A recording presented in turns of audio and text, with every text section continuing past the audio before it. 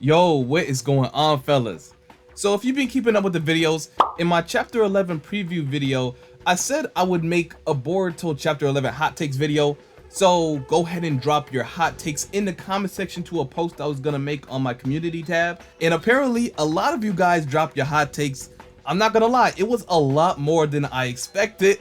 I think it was nearly 150 comments. So I said I would pick a few, maybe around 10 or so, and just give my humble opinion on your hot take. So that's what we're gonna do in this video.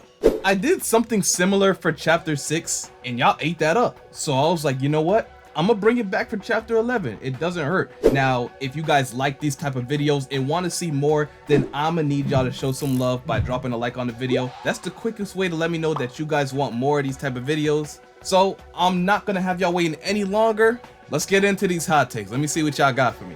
So the first comment we got, it got the most likes, the most replies. So I think we're gonna start off with this, and it has to do with Sarada's MANGEKYOU Sharingan. He said Sarada's MS is actually a Shinjutsu that the MS is based off of. Most things we saw in Shippuden were actually just imitations of Shinjutsu as explained by Momoshiki and Amato. So yeah, that is correct, but Amato said ninjutsu as a whole is just an imitation of Shinjutsu. I mean, this is quite a bold take, considering the fact that we don't even know what Sarada's MANGEKYOU Sharingan can do. So to think the ability could be so powerful that it could be classified as a Shinjutsu, it's a little bit premature, I'm not gonna lie, but it is true that most techniques we've seen in Naruto can be traced back to divine techniques such as Shinjutsu.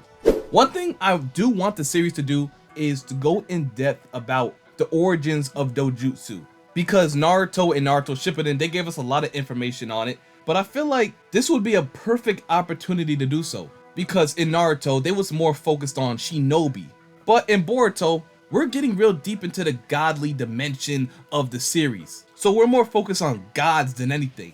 So it just presents new opportunities to add new lore to dojutsu, because as far as we know, Shinjutsu can only be used, or most commonly be used, by the Otsutsuki. That's what they told us, that's what we've been taught. Now he's saying that Sarada's MS could be a Shinjutsu, but if that's the case, you have to go deeper into the history of dojutsu, because then we're gonna have some problems. What about Sasuke's MS? What about Obito's MS and, you know, his Kamui dimension? But I can give you this. Sarada is a special case, because as we know, she got her 6th path chakra from Sasuke. So that's something she set apart from other Uchiha. She's linked closer to the Otsutsuki than any other Uchiha, other than Sasuke of course. So there's still that possibility, but we just have to wait and see.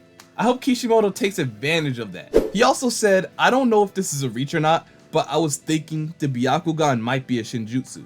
I mean, most full Otsutsuki seem to have it, and Momoshiki could literally see into the future of others with it. Kaguya also has special abilities with her Byakugan as well. Now I ain't gonna lie, I did make a video on this. In that video, I just went over Momoshiki's foresight ability and how it pertains to Boruto if he should inherit it from Momoshiki. So the thing about it, Momoshiki's Byakugan functions as any other Byakugan. It gives him the whole 360 vision type thing, but his Shinjutsu alone gives him that foresight ability through his Byakugan. That was one theory I mentioned in that video, but I also have the feeling that Momoshiki has the Byakugan at its strongest form. So he is right to an extent, as traits are passed down through bloodlines and generations on generations. Sometimes they have the tendency to weaken, and when it comes to the Byakugan, the Sharingan, or any other types of dojutsu, that can very much be the case. You see, I always thought, what if the Otsutsuki hold the strongest form of dojutsu, right? But then as it gets passed down through generations, it weakens. Therefore, it loses some of its innate abilities, or, you know, it gets watered down. So that could explain why Momoshiki's Byakugan seem to be so cracked compared to like Neji's, Hinata's, or any other of the Hyugas at this point. This is where the Jogan hype comes into play, because we have never seen such a dojutsu anywhere, nor has it been mentioned any time in the Naruto series. And then you have rumors that Shibai was the original wielder of the Jogan, an Otsutsuki who ascended to the 4th dimension. It got you thinking just how overpowered this dojutsu could be for Boruto. What is the true nature of the Jogan? You know, questions like that. But yeah, I mean, it makes sense. So to reply to this hot take shortly, What Amato said definitely has some truth to it, but I believe throughout Tubular Vortex as we go on to the story, more of that will be revealed. It's probably going to be revealed that all the dojutsu and ninjutsu, genjutsu that you see in the Naruto/Boruto franchise series, whatever, started out as shinjutsu, but through generations it got watered down to what you see now. And the closer the connection you have with the gods, the more of that trait will come back to you. That's why the likes of Boruto, Kawaki, Damon, Ada, even Code are able to perform shinjutsu, because they are closely, very closely related to the Otsutsuki. Okay, so the second hot take we got is Inojin is still alive and his clone got the donut treatment. Now, alright, I don't talk a lot about Inojin because I just simply don't want to. I don't care to talk about him. I would rather just see what happens to him throughout the story. I'm gonna just give my general take on this because I'm not about to dive too deep into it. If it is a clone and Inojin is still alive, that's a strong clone. I ain't gonna lie, that's the strongest clone I've seen in a minute. But if it's a clone, fine, you know, cool, that is cool. But do I believe it's a clone? No, I don't. I don't believe it's a clone. I just think that Inojin made an emotional decision and it cost him dearly. And what I think will end up happening is Himawari just might heal Inojin with her Nine Tails chakra. I mean, we've seen it 1,000 times. We've seen Naruto do it with his chakra. We've seen him do it to himself. So it's not out the question. It won't be out the ordinary if he could do it. I think she will do it. But here's the thing.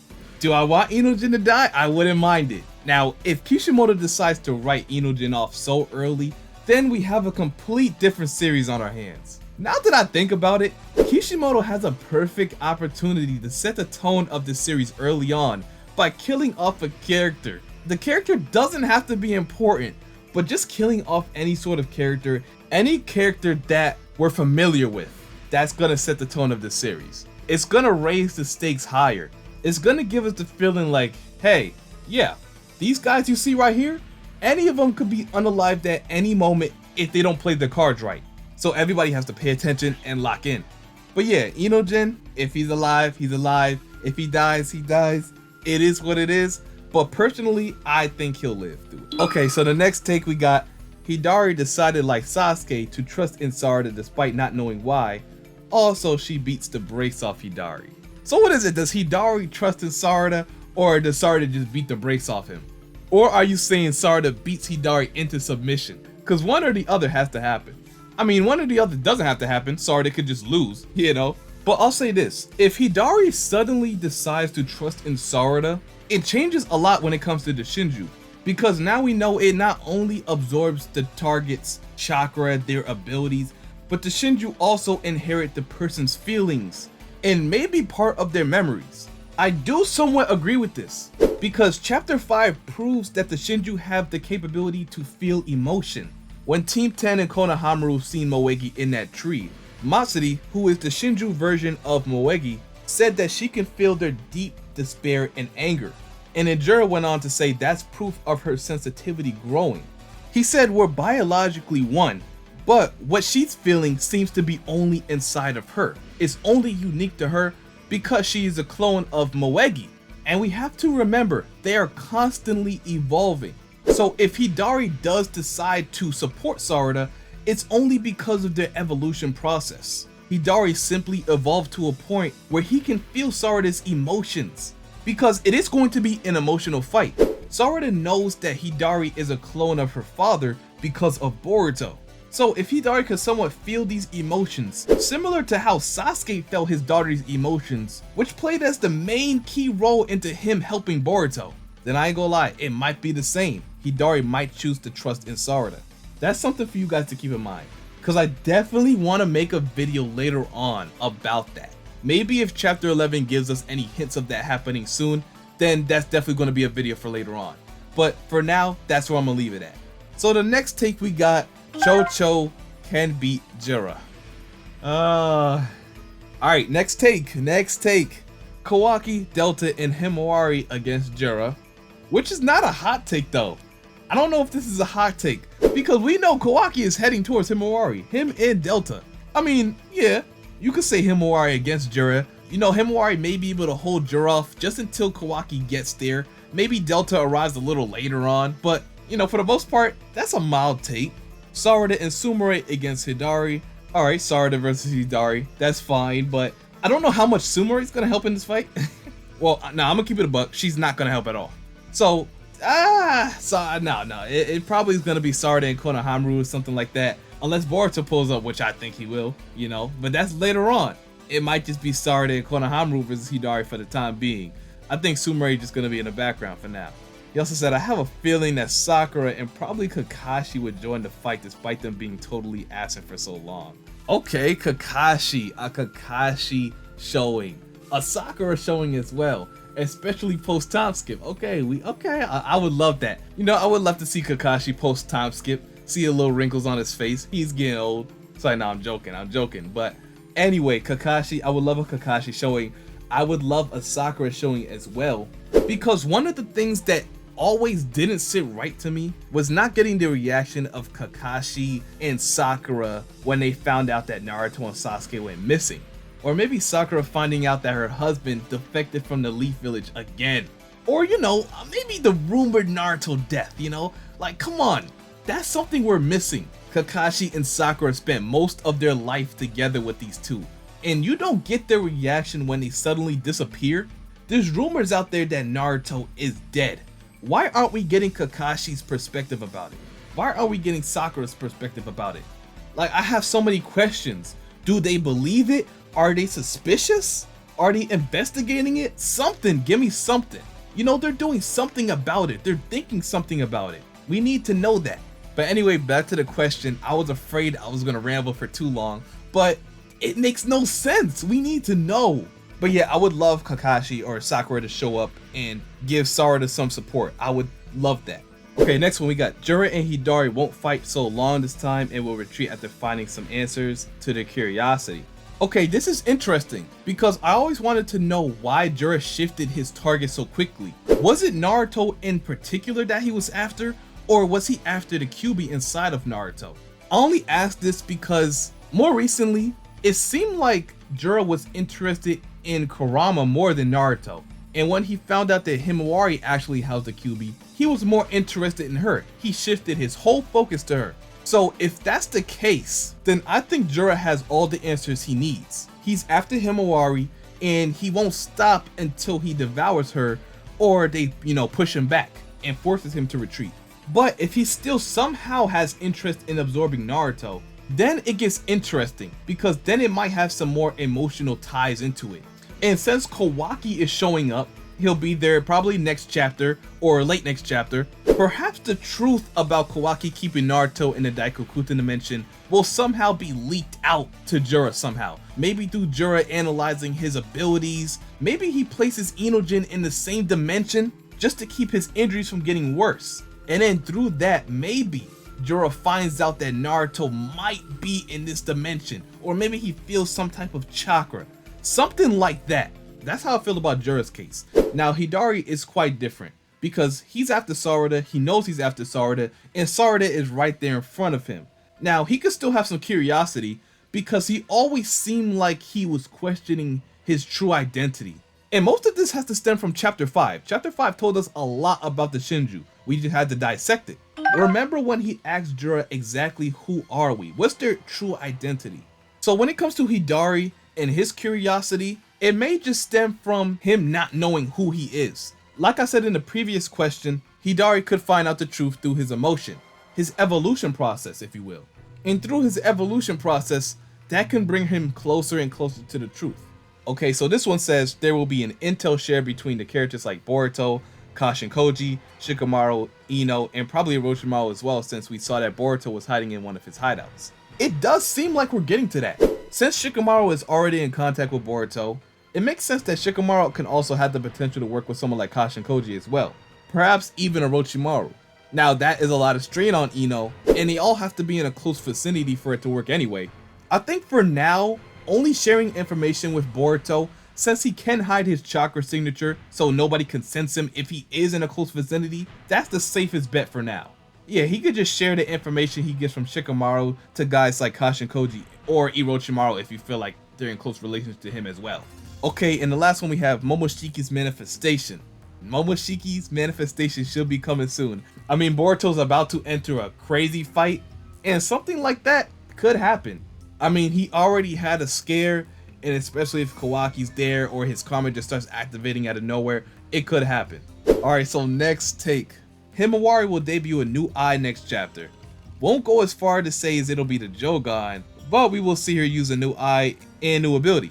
Possibly might see a Tenseigan. It would make a lot of sense, seeing as it's the reincarnation eye. Yeah, he didn't lie when he said it's about to get hot.